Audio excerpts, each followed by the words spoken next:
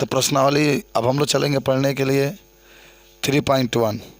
देखो 3.1 में ना 2 ही क्वेश्चन इसमें मात्र है, बहुत आसान चैप्टर है। कह रहा है कि एक अन्य व्यक्ति को आप अपने अध्ययन मेज पर रखे टेबल लैंप की स्थिति को किस तरह बताएंगे।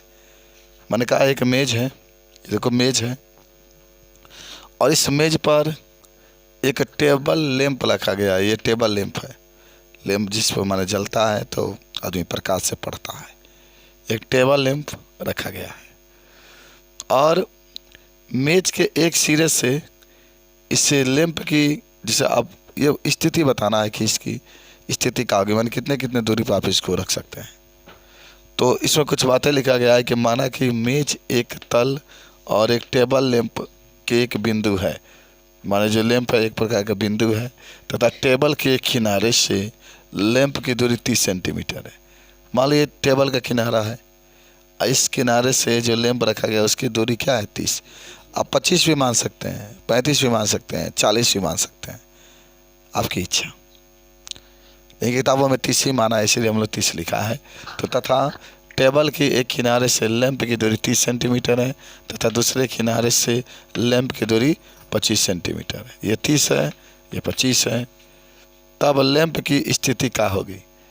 तो लैंप की स्थिति होगी 30 कमा करके 25, यानी कि 30 है कमा करके 25 और 25 कमा करके 30।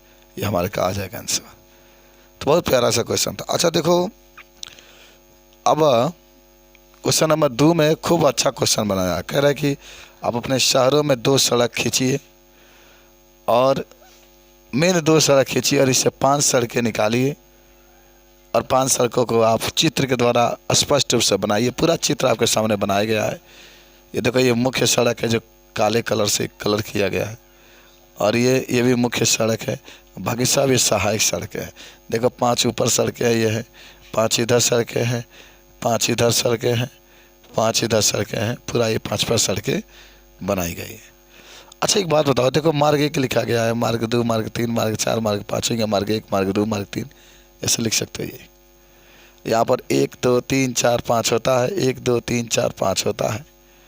अब एक प्रश्न आपसे पूछता है, प्रश्न पूछा गया है कि कितने क्रॉस स्ट्रीट को 4 3 माना जा सकता है। ये प्रश्न पूछा कि कितनी क्रॉस स्ट्रीट को 4 3 माना जा सकता है। और तो देखो ये बताओ 4 3 कब रहेगा? माने x का मान 4 होना चाहिए और y का मान क्या होना चाहिए 3।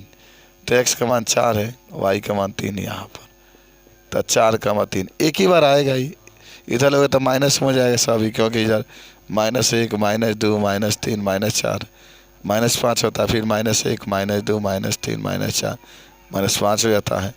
तो एक ही बार 4 3 आपका आएगा। तो लिखा गया है कि केवल एक 4 3 की क्रॉस स्ट्रीट माना जा सकता है। माने केवल एक ही बार, एकदम याद रखेंगे, केवल एक बार ही 4 3 को हम लोग क्रॉस स्ट्रीट मान सकते हैं, एक बार आएगा ही। अच्छा सेकेंड कह रहे हैं कितने क्रॉस स्ट्रीट को 3 4 मान सकते हैं या माना जा सकता है। तो 3 4 कितने बार आएगा? मात्र एक बार। यह है देखो, ये 3 है, देख ही रहे हो, ये 4 है, तो 3 4 केवल एक बार आएगा। इसलिए हम लोग 3 4 क्रॉस स्ट्रीट को केवल एक बार ही मान सकते हैं। केवल एक क्रॉस स्ट्रीट को हम लोग 3 4 का कर सकते हैं, मान सकते हैं। बहुत छोटा अभ्यास था और आपका एकदम समझ में आ चुका है। आगे यहाँ बताओ दोनों सवाल, कभी भी कोई पूछे तो आपको इसको बताने की कोशिश करिएगा, कोई दिक्कत आपको नहीं।